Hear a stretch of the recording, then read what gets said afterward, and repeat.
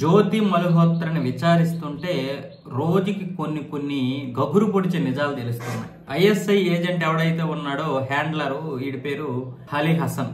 ఈ అలీ హసన్, ఈ జ్యోతి మల్హోత్రా వీళ్ళిద్దరూ రోజు చాటింగ్ చేసుకునేవాళ్ళు. ముఖ్యంగా మన నిఘా వర్గాల గురించి, అలాగే మన ఆర్మీ గురించి, మన దేశం గురించి, మన దేశ భద్రత గురించి, మన దేశ సంస్కృతి సాంప్రదాయాల గురించి వీళ్ళైతే మాట్లాడుకునేవారు. ఇలా మాట్లాడుకోవడమే కాకుండా నన్ను పెళ్లి చేసుకో అని కూడా జ్యోతి మల్హోత్రా ఈ అలీ హసన్ అయితే అడగడం జరిగింది.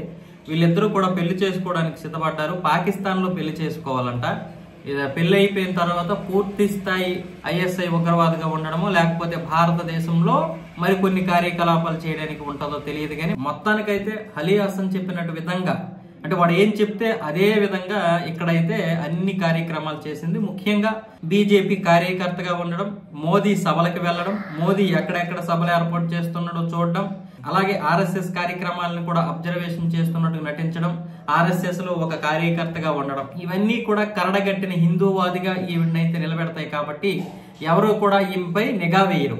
ఈ యొక్క ఆలోచనలు ఇచ్చింది కూడా ఈ అలీ హసన్ అనేది తెలుస్తోంది. అంటే ఎంత పగడ్బందీగా కుట్రలు చేస్తున్నారో మీరే చూడండి. ఇప్పుడేమొచ్చేసి కొన్ని మంది వెధవలు వచ్చేసి దీని గురించి మాట్లాడుతున్నారు. బీజేపీ కార్యకర్త, ఆర్ఎస్ఎస్ కార్యకర్త. మరి ఇప్పుడు ఈవిడిని ఏం చేస్తుంది బీజేపీ అని? బీజేపీ చేస్తుంది కదరా. ఇప్పుడు ఎన్ఐఏ, నేషనల్ ఇన్వెస్టిగేషన్ ఏజెంట్ ఏదైతే ఉందో ఇప్పుడు తాట తీస్తుందిగా.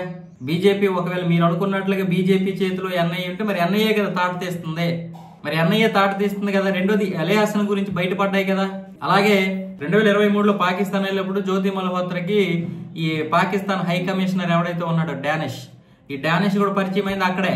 ఇలాంటి వెధవల్ని ఇక్కడ హై కమిషనర్లుగా పెడతారు, దౌత్యవేత్తలుగా పెడతారు పాకిస్తాన్ నా కొడుకులు. ఎంత చెత్త పరిస్థితి అంటే, ఒక దేశాన్ని నేరుగా ఎదుర్కోవడం చేతగాక, ఒక దేశాన్ని నేరుగా ఢీ కొట్టడం చేతగాక ఇలా ఇక్కడ ఉన్నటువంటి యువతని ఉగ్రవాదంలోకి దింపుతున్నారు. ఈ యువత కూడా చిన్నప్పటి నుంచి కూడా భారతదేశ జాతీయత లేకపోవడం వల్ల, జాతీయ భావాలు తల్లిదండ్రులు పెంపొందించకపోవడం వల్ల ఎప్పటికీ ఒకటే ఒకటే ఒకటే, మరి ఇంకేం ఉండదు, దాని గురించే చెప్తారు. ఇంకా మరి దేశం మీద ఎప్పుడు ప్రేమ వస్తుంది వీళ్ళకి? ఈ వెధవలు ఏమొచ్చేసి వీళ్ళని బ్రెయిన్ వాష్ చేస్తే, వీళ్ళు బ్రెయిన్ వాష్ అయిపోయిన తర్వాత ఇక్కడ మన మీదే కుట్రలు పన్నడానికి టిఫిన్ బాక్స్ బాంబులు, క్యారేజీ బాంబులు, బకెట్ బాంబులు అంటూ తయారు చేస్తూ ఉంటారు. ఇక్కడ మనం వీళ్ళ చేతిలో చస్తా ఉండాలి. ఒక రాజకీయ నాయకుడు వచ్చి ఒక రోజు 2 రోజులు సంతాప ప్రకటన చేస్తాడు, ఎక్స్గ్రేసియా ప్రకటిస్తాడు, నీ ప్రాణానికి ఎంత, చచ్చిపోయినోడికి ఎంత, దెబ్బ తగిలినోడికి ఎంత అని.